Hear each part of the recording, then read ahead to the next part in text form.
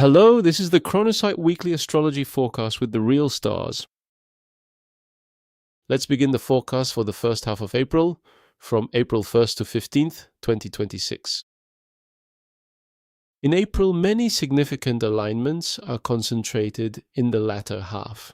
In the first half, there are relatively few major patterns, and if you're wondering if there's anything particularly crucial, well, not really, so you can take things a bit easy for now. And since there are more positive alignments than you might expect, this is the last chance to relax. Because in late April, there's a Mars-Saturn conjunction that only happens once every 2 years. With this Mars-Saturn external pressure, things are going to get quite hectic from then on. So, enjoy the peace in early April while you can, and then prepare yourself for the coming chaos.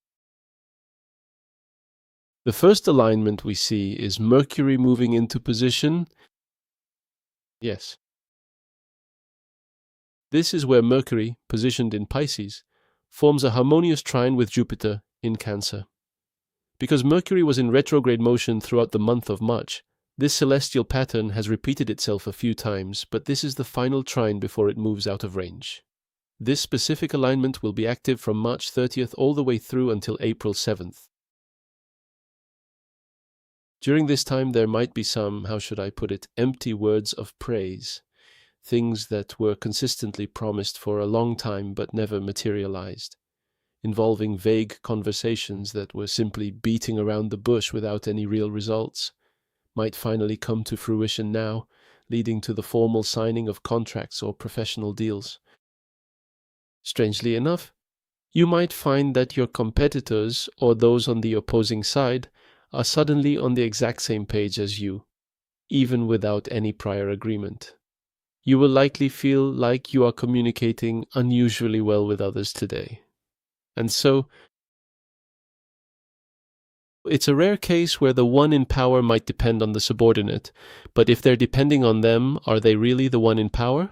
Anyway, you might see rare situations where the nominal superior relies on the subordinate, and the subordinate shows unexpected kindness to the superior. Usually, just being in the subordinate position makes it hard to be genuinely kind to the superior. You'd be on guard. But that rare scenario could manifest briefly, just for a short while, during this period. Now, after that, there is not much activity happening for a little while. The first week of April is actually quite quiet and peaceful, except for this. As Mercury continues its journey, on April 10th, it meets Markab. That is the alpha star of the constellation Pegasus. It aligns with Markab, and this configuration will be active and influential from April 10th through to the 11th. At this time, you're highly capable and efficient at work, but you don't quite know how to make allies within a group. You're somewhat lacking in social grace and lack social skills. I mean, you're smart and well-spoken, but you speak a bit too bluntly, easily provoking feelings of bitterness and resentment in others. You don't give off that particular kind of supportive atmosphere of, since you're on my side, I'll protect you even if you're wrong. It's that kind of image where if someone messes up, you'll tease them for 1,000 days. People who have wit but don't use it to be likable? Those specific types of people might really stand out during this period. That's a weakness of theirs, if I really had to bring it to your attention.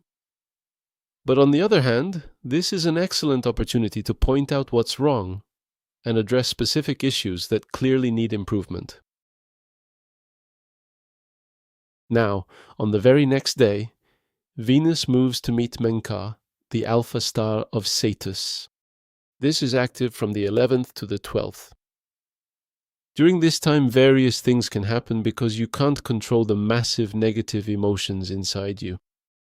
In other words, if you find yourself unable to manage your own anxiety, jealousy, or a deep inferiority complex, you might become increasingly obsessive toward those closest to you, manifesting as pathological jealousy while constantly trying to control and correct their behavior.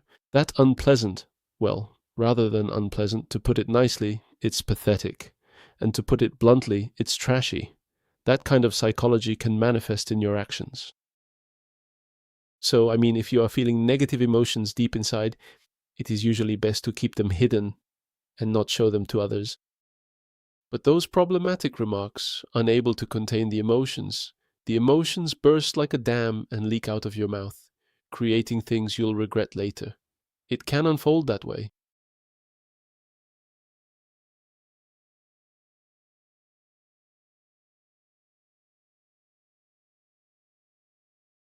Now, just 2 days later, the planet Mars moves forward and finally meets Neptune. They are meeting at approximately 2 degrees and 39 minutes within the sign of Aries. It's April 13th. This configuration is active from April 11th to the 15th. Oh, and at this time, Mars and Neptune are with Deneb Kaitos. Deneb Kaitos, as I recall, was the beta star of Cetus, but anyway, it's not a good star.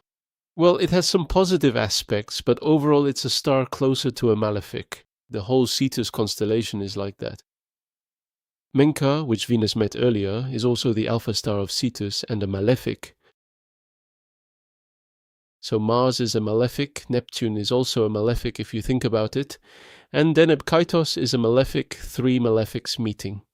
Moreover, since Neptune's orbital period is over 180 years, Neptune meeting Deneb Kaitos isn't a frequent occurrence. Obviously, it's something that happens maybe once or twice every 180 years. Plus, Neptune is currently at the beginning of Aries at 2 degrees. Since it hasn't been long since it entered the beginning of Aries, I haven't checked, but probably. I believe this might be the very first celestial conjunction since Deneb Kaitos entered Aries. But since the planet Mars has joined that conjunction, it's bound to be a bit intense. It will be quite intense and a little bit rough. So do you know that strange and familiar feeling where you know it's a complete misunderstanding, but you still find yourself wanting to believe that it might actually be true?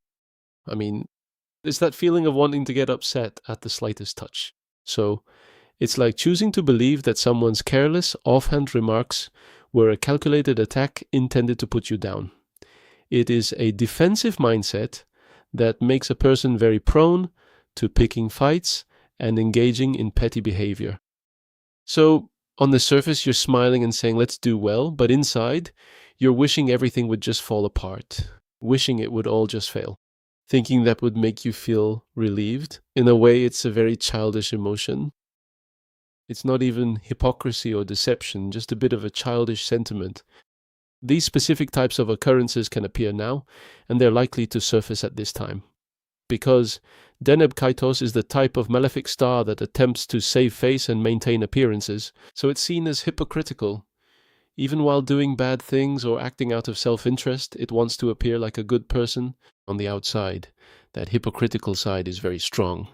It's that kind of star, but due to the fact that Neptune reinforces deception, and Mars is inherently hasty and impatient, the carefulness needed to maintain hypocrisy is completely lost because of Mars.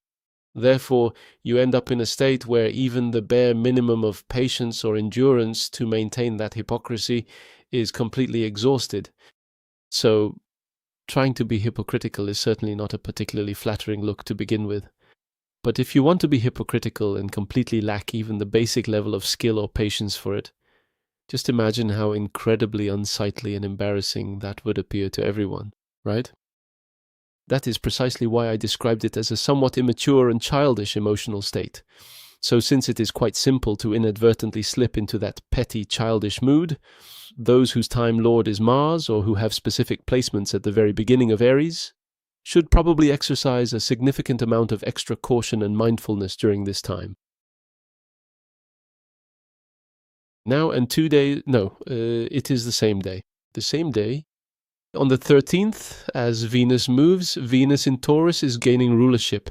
And over here, Jupiter in Cancer is gaining exaltation. Given that we have Venus in Taurus and Jupiter in Cancer, these two beneficial planets are forming a harmonious sextile aspect, while both are holding major dignity. It's a very, very comfortable, powerful, and smooth-sailing configuration. This is a configuration that will be active from April 11th to the 16th, so you can just relax, eat, and have fun with a light heart during this time. Why Cancer is the sign where the moon is in domicile, and Taurus is the sign of the moon's exaltation. This means the sextile between these two benefics is happening in the moon's signs. A trait of the moon is that when it's comfortable, it's incredibly comfortable. Even if you're being a bit moody, it's perfectly fine. That's the kind of situation this implies. So it's a great period to start a hobby you've been putting off because it felt like too much, or to find a new joy in life without any pressure. And while there might be various issues around you, for some mysterious reason, they won't seem to affect you at all. So, without any major conflicts, obstacles, or feeling held back, your work and everything you're doing should generally go quite smoothly. So, for those whose Time Lord is a benefic like Venus or Jupiter, this will be a very good time, naturally. Now, 2 days later, as Mercury moves, it meets Scheat, a pure malefic star at the very last degree of Pisces. This happens on April 15th, and it will be in effect from April 14th to the 15th. During this time, you can't really blame others. It's a situation where you're just making trouble for yourself. Even if things go wrong or you suffer a loss, you can't blame anyone else because it all stems from your own mistakes. So you can't even complain about others. It's a frustrating situation. It is a situation where errors made in the distant past frequently return to haunt you in the present. Because of that, the fundamental and underlying cause of the problem or mistake is deeply rooted in events from the past. There's a time lag, you see. It's not that a mistake now leads to a bad result now. The mistake was made long ago, but the consequence suddenly appears now. So if someone trips up because of that old mistake, it looks quite absurd and ridiculous. That's exactly how it is.